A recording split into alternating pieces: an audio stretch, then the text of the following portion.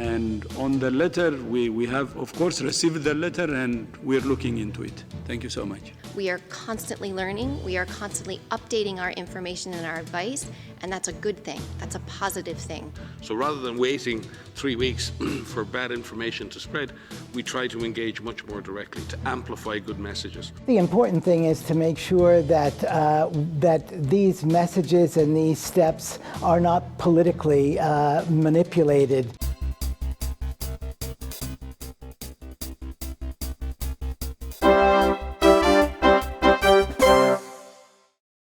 During last week's COVID-19 press conferences, the World Health Organization here in Geneva explained that the recent request for accountability and assessment of their work is not new to them. It has been done after Ebola, and it has been done after SARS, and it has been done after major outbreaks.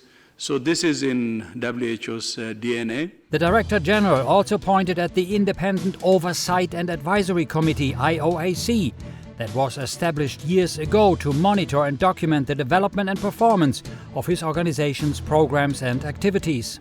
And they have already done their assessment from January to April.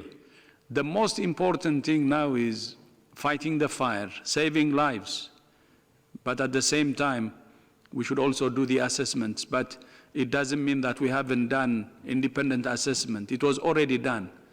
And I would encourage you to read that report from IOAC. Another kind of virus that the health organization combats is the infodemic, a growing misinformation and fiction about COVID-19 that circulates faster than facts.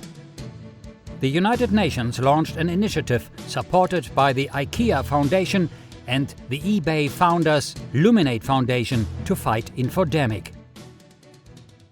We are collaborating with the organization, one of the world's leading social mobilization organizations called Purpose, to launch today an initiative called Verified.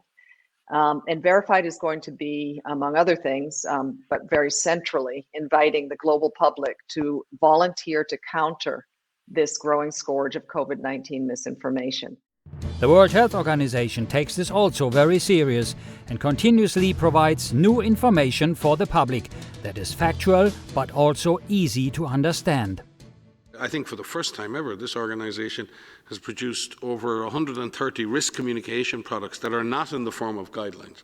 They're in the form of videos and animations, mythbuster articles and infographics, living frequently asked questions that are updated on a minute-to-minute basis.